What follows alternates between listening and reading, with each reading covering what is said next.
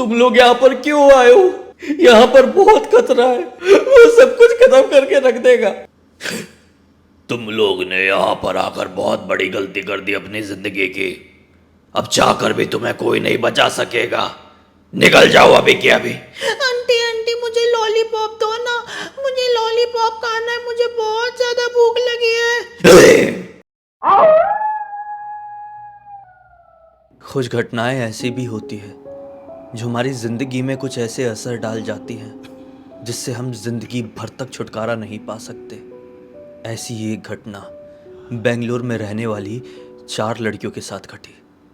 नमस्कार, ब्लडी सत्य के आज के इस हैरान कर देने वाले बहुत ही ज़्यादा खौफनाक से अनोखे एपिसोड में मैं आप सभी लोगों के सामने 4 दोस्तों के साथ जो कि लड़कियां थी घटी हुई ऐसी खतरनाक भूतिया घटना की कहानी लेकर आ गया हूं कि मैं बताने से भी पहले बहुत बार सोचा कि आप लोगों को इस घटना के बारे में बताऊं या नहीं, लेकिन बताना ज़रूरी था। सतर्क करना बहुत ज़्यादा ज़रूरी था। दरअसल ये कहानी की शुरुआत होती है साक्षी नाम की लड़की के साथ, जो कि कोलकाता में अपने परिवार के साथ अच्छी खासी अपनी ज़िंदगी काट रही थी। पढ़ाई में इंटेलिजेंट थी, क्लास 10th इसका कंप्लीट होता है और ये बोलती है कि यार मुझे ना अब यहाँ पर नहीं पढ़ना है, मुझे बेंगलोर पढ़ाई करने के लिए जाना है। वो हमेशा से चाहती थी कि मैं बेंगलोर में ही पढ़ाई करूँ। रहा होगा उसका कुछ भी रीज़न रहा होगा, सबके अपने अपने रीज़न होते हैं। घर वालों ने बोले कि चलो पढ़ाई लिखाई में अच्छी है, ये क्लास 10 तक आ गई और इधर उधर ध्यान नहीं डाली है, तो ठीक है हम तुझे बेंगलोर पढ़ाई करने के लिए भेज देते हैं। कारण ये था कि इसने कुछ दूर के रिलेटिव से सुनी हुई थी कि हमारा लड़का हमारी लड़की बेंगलोर पढ़ने के लिए गए और वहाँ पे ऐसी जॉब मिल गई वैसी जॉब मिल गई, इसलिए इसका मन था काफ़ी ज़्यादा। इसको भेज दिया जाता है। एक अच्छे कॉलेज का पता लगा कि मतलब कुछ लोग कॉलेज कहते हैं 11th से और कुछ लोग स्कूल कहते हैं 11th से। वहाँ पर उसका एडमिशन करा दिया गया। एक पेइंग गेस्ट जैसा एक हॉस्टल जैसा ढूंढा गया जहाँ पे ऑलरेडी 3 लड़कियाँ रहती थी। चौथी ये शिफ्ट हो गई। 4 बेड वाला ये रूम था, ये चौथी शिफ्ट हुई और ये बाकी की तीनों लड़कियां भी साइंस स्टूडेंट ही थी। ये भी साइंस से ही अपना एडमिशन करवाई थी। 97% के आसपास इसके 10th में आए थे। ये जो तीनों लड़कियां थी वो भी पढ़ाई में बहुत अच्छी थी, जो पहले से इस कमरे में रह रही थी। एक का नाम था सीमा, एक का नाम था सुष्मिता और एक का नाम था निशा। साक्षी इन लोगों के साथ बहुत ज़्यादा घुल मिल जाती है। ये तीनों की ही जो स्कूल या कॉलेज कह लो वो अलग अलग थी, लेकिन फिर भी ये रूममेट्स थी। बहुत अच्छा रिलेशन बहनों बहनों जैसा इन लोगों के बीच में बन गया। ये लोगों को क्लास 11th में आए हुए लगभग 3-3.5 महीने हुए थे कि जो सीमा जो एक लड़की थी जो इस रूम में पहले से रह रही थी, उसको उसके घर से फ़ोन आता है, जो कि एमपी के थे, एमपी के गांव के। वहाँ से फ़ोन आता है कि सीमा तेरे पापा नहीं रहे, तू घर पर जल्दी आ जा, तेरे आने के बाद ही अंतिम संस्कार होगा, जितनी जल्दी हो सके। सीमा जैसे ये बात सुनती है टूट जाती है, बिखर जाती है। तीनों रूममेट्स कहती है कि क्या हो गया, ऐसा क्या कह दिया फ़ोन में। सीमा बताती है कि पापा के साथ ऐसा ऐसा हो गया और अंतिम संस्कार मेरे बिना नहीं किया जाएगा, तुम लोग प्लीज़ मेरे साथ चलो, मैं अकेले नहीं जा पाऊंगी और चीज़ों को नहीं संभाल पाऊंगी। तीनों जो रूममेट्स थी, मतलब साक्षी, सुष्मिता और निशा, इसकी बातों को समझी और अपने अपने घर पर बात की कि अर्जेंट हमको एमपी जाना पड़ेगा, हमारी रूममेट के पापा के साथ ऐसा ऐसा हो गया है। तीनों के पेरेंट्स, साक्षी के भी पेरेंट्स ने ये चीज़ समझे और बोल दी कि ठीक है बेटा जाओ, अपना ध्यान रखना और उस लड़की को भी संभालना, बहन जैसी है तुम्हारी। ये लोग तुरंत फ्लाइट करके पहुंच गए एमपी। जैसे ये लोग उसे घर के अंदर प्रवेश किए हैं, उसके पापा वाला कमरा जहाँ पर उनकी फ़ोटो रखी हुई थी और उनका मृत शरीर भी, वो फ़ोटो तुरंत गिर के फूट गई। लेकिन खैर किसी ने भी उस बात को नोटिस नहीं किया, सिर्फ साक्षी ने नोटिस करी कि ऐसा क्यों हुआ। हम लोगों के साथ ये कौन सी हवा का झोंका आया जो कि सीमा के पापा की फ़ोटो ऐसा गिरा कर फोड़ दिया। इसने कुछ बोली नहीं अपनी फ्रेंड को, सीमा को, क्योंकि सीमा बहुत ज़्यादा टूटी हुई थी उस समय, बहुत ज़्यादा रो रही थी। खैर उनका अंतिम संस्कार वगैरह हुआ जब भी होना था और रात का वक्त आया। अभी भी सीमा बहुत ज़्यादा रो रही थी। निशा, सुष्मिता, साक्षी इसको संभालने की बहुत कोशिश कर रही थी। लेकिन उसको इस बात का दुख था कि मैं अपने पापा से आखिरी बार बात नहीं कर पाई। प्लीज मेरे पापा मुझसे बात कर लिए होते तो कितना अच्छा होता। जब घर के सारे लोग लगभग सो गए तब सीमा को समझाते हुए निशा ने यह कही कि तू टेंशन क्यों लेती है कि तू आखिरी बार अपने पापा से बात नहीं कर पाई, क्या फर्क पड़ता है। तू चाहे तो मैं तेरे पापा से तेरी बात अभी भी करा सकती हूँ। साक्षी, सीमा, सुष्मिता सब शॉक्ड हो जाते हैं कि निशा तू ये कैसी बात कर रही है, इसके पापा की मृत्यु हो चुकी है, तू उनसे बात कैसे कराएगी। निशा कहती है कि सीमा तू सिर्फ एक बार हाँ बोल, तुझे बात करनी है क्या। उसने बोली मैं मना क्यों करूँगी, तू ये कैसे कर सकती है। निशा कहती है कर सकती हूँ लेकिन आज रात नहीं, कल की रात तक का मौका दे और कल मैं वादा करती हूँ कि तेरे पापा से तेरी बात जरूर कराऊंगी। और हाँ, अगर मैंने तेरे पापा से तेरी बात करवा दी, उनके मरने के बावजूद भी बात करवा दी, तेरे पापा की आत्मा को तेरे सामने लेकर आ गई, तो तू जहां मैं जाती हूँ वहां पर जाने की मेरी ट्रिप पूरे स्पॉन्सर करेगी क्या। इसको घूमने फिरने का बहुत शौक था। तो सीमा रोते रोते कह देती कि हाँ निशा, तू जो बोलेगी और जो मेरे से बन सकेगा मैं सब कुछ करने के लिए तैयार हूं। तू सिर्फ एक बार मेरे पापा से मेरी बात करा दे। अब इस चीज के अपोज में सुष्मिता ने भी और अपनी साक्षी ने भी उसको मना करी कि तुझे ये सब नहीं करना चाहिए, पता नहीं ये कैसी बात कर रही है। सीमा कहती है कि नहीं, मैं कुछ नहीं जानना चाहती, कुछ नहीं समझना चाहती, मुझे मेरे पापा से कल रात में बात करना है, बात खत्म। अगली रात आ गई। घर के सारे लोग जब सो गए तो निशा सीमा के पास आई और कहती है कि हमें शमशान घाट जाना होगा जहां पर तेरे पापा का अंतिम संस्कार हुआ। तुरंत ही साक्षी को भी और सुष्मिता को भी उठाया गया और ये चारों लड़कियां शमशान घाट में पहुंच गई। ये पूरे रास्ते निशा के हाथ में एक बैग था, उसको नोटिस कर रहे थे, पूछे नहीं थे कि क्या है क्या नहीं तेरे हाथ में। ये लोग उस शमशान घाट के सामने पहुंचे हैं, कोई गार्ड नहीं, कुछ नहीं, छोटी गांव थे। वो शमशान घाट के अंदर प्रवेश करके उसने अपना बैग खोली और उस बैग से वीजी बोर्ड निकाली।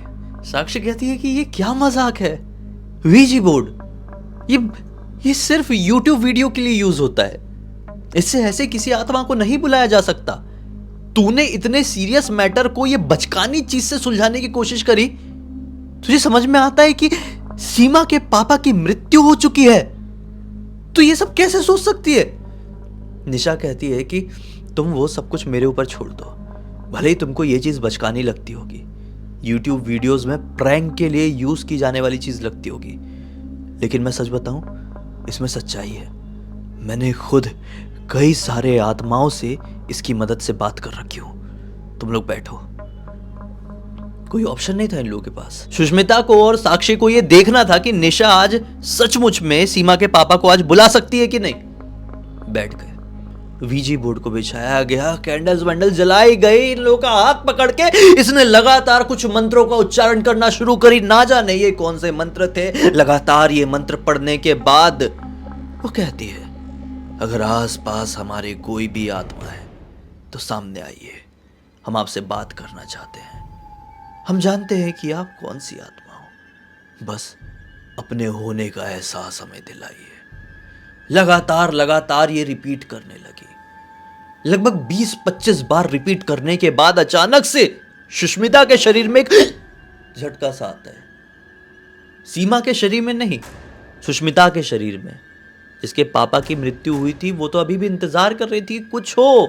उतने में सुष्मिता के शरीर में झटका आता है और वो अपनी आवाज बदल के एक बुढ़िया की आवाज में कहती है कि निकल जाओ यहां से, तुम लोग यहां पर क्यों आए हो?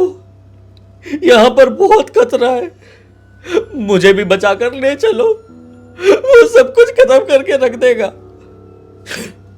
तुम लोग ने यहां पर आकर बहुत बड़ी गलती कर दी अपनी जिंदगी की।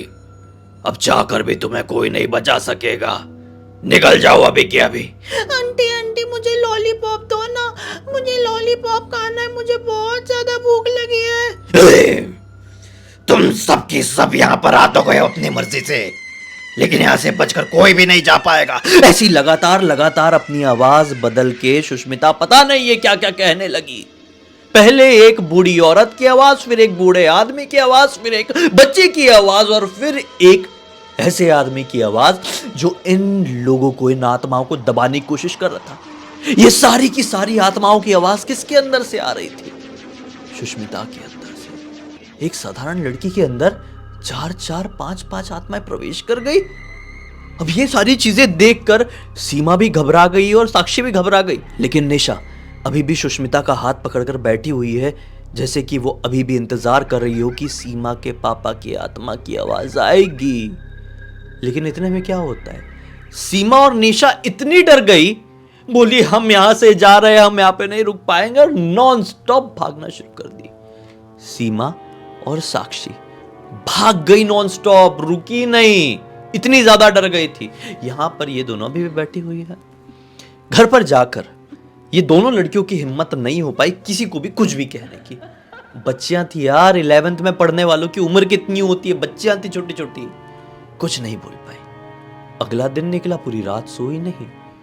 फिर क्या बोलते हैं, सीमा की मम्मी इनके कमरे में आई, बोली अरे तुम्हारी 2 सहेलियां कहाँ गई? ये तो साक्षी है, निशा और सुष्मिता कहाँ गई? सीमा ने रोते रोते अपनी मम्मी को सब कुछ बोल दी। मम्मी ऐसा ऐसा हो गया है। मम्मी घबरा गई, मम्मी के हाथ में कुछ था भाई, तुरंत फिल्म जैसा गिर के टूट गया। मम्मी ने अपने रिश्तेदारों को उठाए, बोली क्या बात कर रही हैं लड़कियां, क्या क्या हो गया, चलो चलो शमशान घाट की तरफ।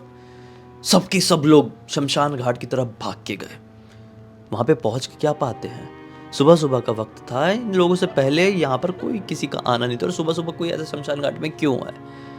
ये लोग जैसे ही वहां पर पहुंचे तो क्या पाए, सुष्मिता की आंखें फूटी हुई है, वो मर चुकी है, और निशा बेहोशी की हालत में है। अफरा तफरी मच गई, एम्बुलेंस को बुलाओ, ये करो वो करो।